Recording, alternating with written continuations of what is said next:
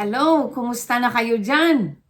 Ito na po yung update na hinihintay natin tungkol sa isang video ko noong November 1 sa isang kababayan natin from Visayas na nag-apply as visitor visa na walang asset kahit ni isa, walang trabaho, pamilyado, may mga anak.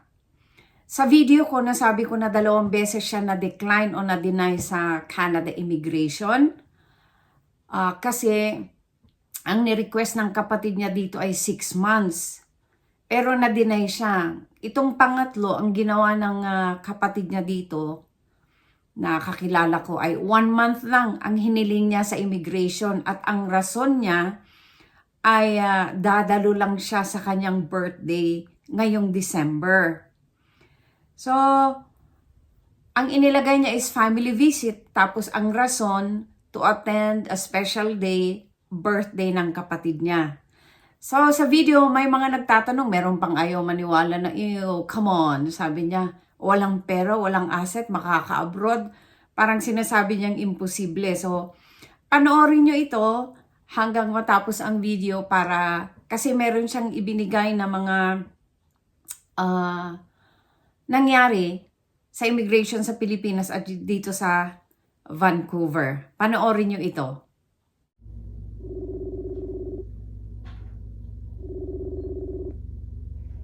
Hello. Hello, good morning. Po? Good morning. Welcome to Canada. Hello po. Nasabi mo, hindi. Tatanungin ko lang kung anong nangyari sa flight niya kasi maraming nagtatanong. Bakit parang imposible daw yung walang income, walang asset, nakapag-visit sa Canada? Ah?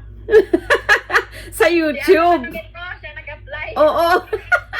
Hindi, tanungin ko lang yung detalye na ano yung tinanong-tanong sa immigration sa Pilipinas? Okay, i-chat na mga kusiyaman. Kung ano, kung mag-work ba daw ako, tapos sino daw nag-sponsored sa akin. Well, hindi tinanong ang pera mo, plane ticket mo, wala naman? Wala naman. Oh, good. Tapos kailan daw balik? Ay, kailan sinabi mo? Sabi ko, February 19. Anong sabi nila? Wala lang. Nakikita lang lahat. Bakit babalik ka ba sa February 19? Hindi na ata. Hindi, kung may trabaho. Oo, maghanap ng trabaho. Dito sa... Ha? Dati pag visitor, hindi masyadong strict. Pero dito sa Vancouver, hindi ka na-interview? Hindi na. Kasi pinakita ko lang yung paper, tapos sabi niya, go na daw sa security. Anong paper ang pinakita mo? Yung white paper na. Ano yun? Paper yun. Kalimutan ko. Basta sila lang nagtanaw. Baka yung letter of invitation? Parang, may letter of invitation ba? Ha? May letter of invitation? Wala man. Wala man to sa confirmation na papel. Ano kayang papel yan? So hindi ka na in-interview, hindi na tinatakan yung passport mo? Doon lang sa Manila. Tinatakan. Ay, yung tinatak lang sa Manila, yung lalabas. Oo. Ay, maganda. So, 6 months ka pala dito or more? 3 months yata. 3 months ba? Okay, February 19 man. Hindi, 6 months kasi nga multiple visa, di ba? Oo, multiple entry ako. Oo. Pero hindi ka nga uuwi sa February kasi dito ka na mag-work ka. Baka may work ka dyan, te. Saan? Ikaw. Baka nag-hire ka dyan. Diyos ko, ikaw dapat. Ayos pala, maayos.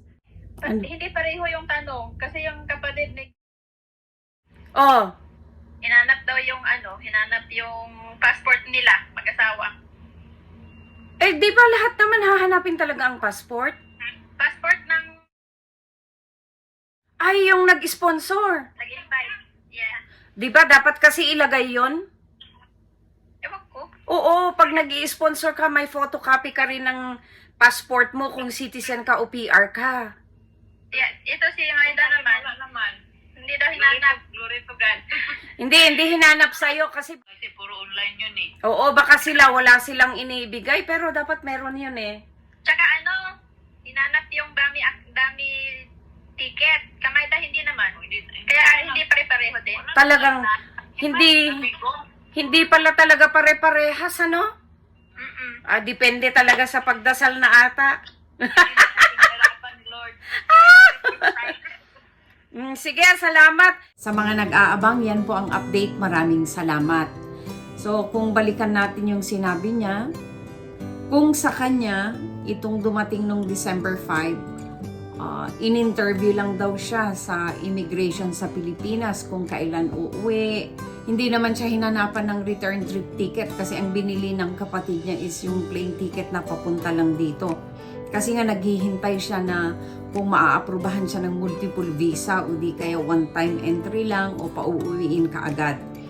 So hindi daw po hinanap sa immigration sa Pilipinas. Ang tinanong lang sa kanya, anong gagawin mo, saan ka pupunta, may sponsor ka, yung mga ganon. Pero hindi naman daw mahigpit.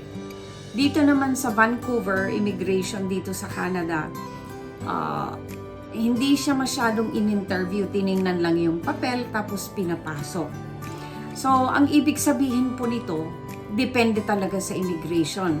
Kasi tingnan nyo, yung friend ng isang kapatid niya, tinanong daw yung passport ng nag-sponsor sa kanya. Hindi ko alam kung dala-dala nila. Tapos, tinanong daw yung dami plane ticket kung kailan uuwi. So, depende talaga kung saan kayo matapat na immigration officer, kung meron silang makikitang dahilan, kung bakit kailangan kanilang interviewin talaga, gagawin nila. Pero kung makita nila sa papers mo siguro, tsaka kung anong mga sinabit na documents, minsan doon po sila nagbabase. Pagpasok kasi talaga may camera sa immigration, so makikita nila, inoobserbahan nila yung mga passengers, ano, kung merong medyo kahina-hinala sa mga galaw nila, doon po talagang nag-i-interview sila.